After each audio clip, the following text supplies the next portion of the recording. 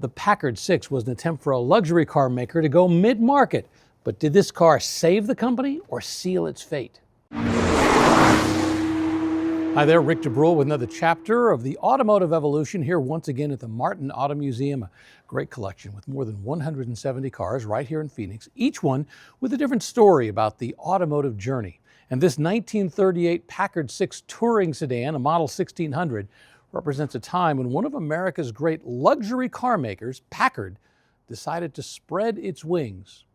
But before we talk too much about this particular car and those wings, make sure you like and subscribe, and in the comments down below, let me know what I got right and what I got wrong. There's always something I get wrong, and tell me your Packard stories. All right, we want to talk about this car, the Packard Six. It was an attempt by one of the top names in luxury cars to appeal to a broader market.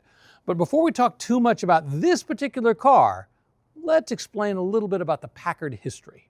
Packard's story began in 1899 when brothers James Ward Packard and William Packard founded the company in Warren, Ohio. They didn't just want to build cars, they wanted to build better cars. And they did. The first Packards were truly finely crafted machines, and they were aimed at customers who valued both reliability, engineering, and quiet refinement. By the early 1900s, Packard had moved its headquarters away from Ohio to Detroit, and they earned a reputation for excellence. And their motto, well, it explains it all: ask the man who owns one.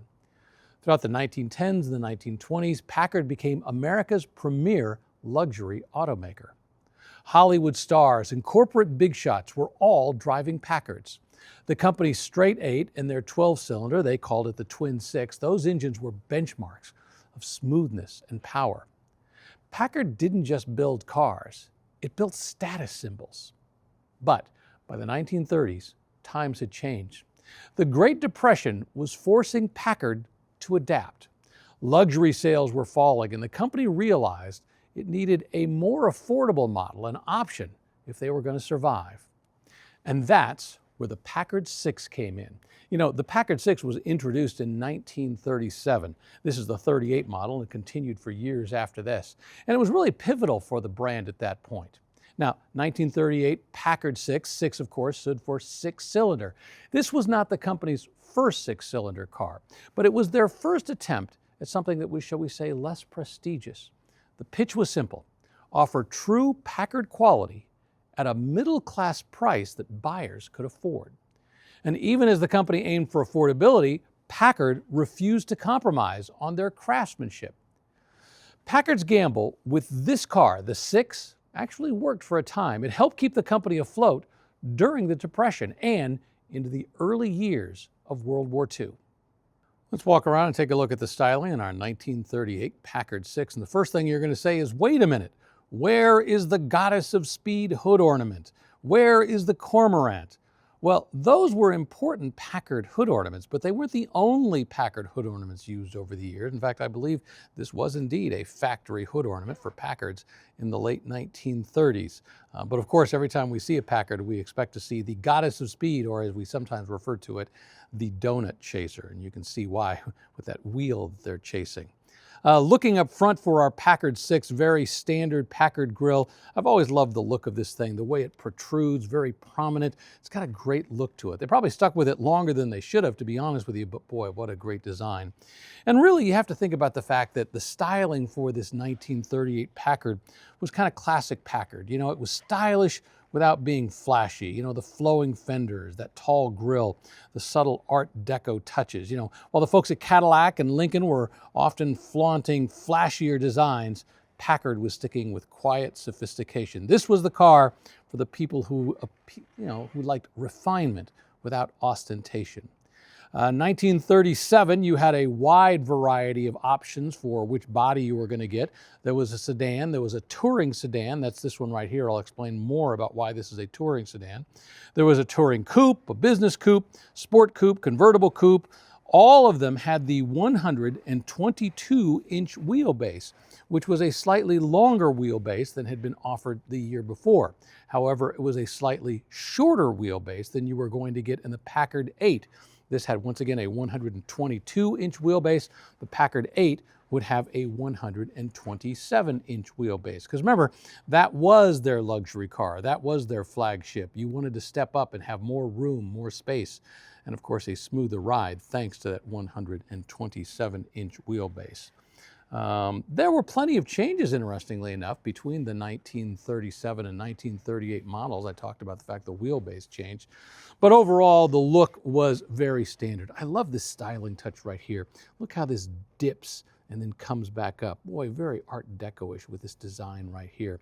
Classic styling on the headlights at this point. Remember, the Chrysler Airflow just a few years earlier than this had tried to change everything, and no one was going for it. Everybody wanted to keep those headlights and those pods just off to the side.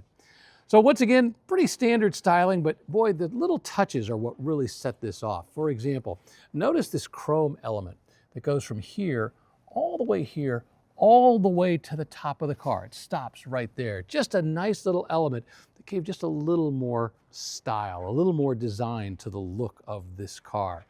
But once again, when you saw it coming, you knew it was a Packard. It didn't matter whether it was a Packard 8 or a Packard 6. You knew the style and the design that was coming at you. When you opened the door and stepped into your Packard 6, you weren't getting a car that was an economy car. You didn't feel like you were getting into a mid-range car. You felt like you were getting into a Packard. Remember, one of the things that they were really critical about impressing on people was the fact that while it may have been a mid-range price, it was not a car that didn't meet Packard standards. This had Packard quality every place you looked. It was designed to be a Packard, not just a different model within the Packard world. It was a little bit less flashy, so we say, a little bit less impressive than the Super 8 or the 12-cylinder, but once again, it still had Packard quality and Packard standards everywhere you looked. The dashboard was simple enough, very well laid out. Of course, we've got the speedometer in the center. We've got the various gauges symmetrically laid off to side. I love the lettering that they used back then. In the center, we have the ashtray right here. Don't have a radio. I've got a place for the key over here, a starter switch, and of course, the Packard emblem over there, which of course, I imagine if we were an upscale model, we could have a clock over there or something. Great climate control down below with that big heater box. The seat, big, wide, and comfortable. The way the interior was put together was very, very well thought out. Great big steering wheel. Of course, you needed a big steering wheel back then because you didn't have power steering. This is how you manhandled everything around. One thing I will point out is the fact that it's got a long single shaft for the steering column. Now you got to remember, in the 1960s, they finally came to the decision that this was really dangerous. I mean, people could actually get skewered in an accident. It was really, really bad. So they decided to come up with a steering column that was collapsible. That was critical, that they required that in the 1960s. But at this point in time, it was literally just a straight shaft that went all the way down. In the back, boy, plenty of room back there. I mean, this was a very, very comfortable back seat. And once again, this was the touring sedan. So the touring sedan was essentially the sedan with a little more upscale interior, a little more comfort built into the seats and into the back. So yes, it was a sedan, but it was the touring sedan. This was designed for, well, touring, for going on those longer trips that you could enjoy. As you can see, we've had a little bit of a problem with our visor right here, used a little too many times, but you know, it's the nature of the cars we get here sometimes at the museum. But once again, this is Packard through and through, you know, nicely built. And one of the things that was very important when engineers talked about Packard quality was the fact that it was very quiet. They didn't want rattles. They wanted everybody who was driving a Packard to get the Packard experience. All right, let's take a look at the star of our show and our Packard 6, of course, the six-cylinder engine. You know, Packard actually had a long relationship with the six-cylinder engines. Their first six arrived back in 1912. It was at a time when many automakers were still perfecting their four-cylinder designs. So Packard 6 was refined, durable, and smooth, and it quickly earned a reputation for being one of the most sophisticated engines of its era. Throughout the 1910s, the 1920s, the Packard 6 really symbolized reliability and quiet power, the kind of engineering that really made Packard, well, a household name. But by the late 1920s, the market had shifted. The wealthy wanted more cylinders, They wanted more prestige. More importantly, they wanted more performance. So Packard responded by focusing on its straight 8 and its 12-cylinder engines, dropping the 6 after 1928. But in 1937, the 6 returned, not as a step down, but as a smart, well-engineered alternative that was going to carry Packard's craftsmanship into a lower price bracket. So the engine in this 1938 Packard 6 was actually an improvement over the 1937 version. This engine has a bigger bore, which increased displacement to 245 cubic inches. Although it still had just 100 horsepower, the low-speed torque was improved. Had a heavier duty water pump. I think they'd redesigned the main bearings, had increased radiator capacity, other improvements, engineering changes that made this better. The beauty of the Packard 6 was that it could run quietly for years. Of course, compared to the Packard 8, the straight 8 engine, this 6 was smaller and less powerful. The 8 for 1938 displaced 282 cubic inches, and it had 120 horsepower. But I'll tell you what, in terms of refinement and engineering quality, the 6 in this car right here wasn't far behind. Packard did not cut corners. The same attention to detail that they found in their senior cars went into this engine right here, making it feel, well, more substantial than most competitors in this price range. The late 1940s and the early 50s saw strong sales and loyal customers, but as the decade progressed, Packard began to lose its footing. The company was really too small to compete with the production scale of General Motors and Ford.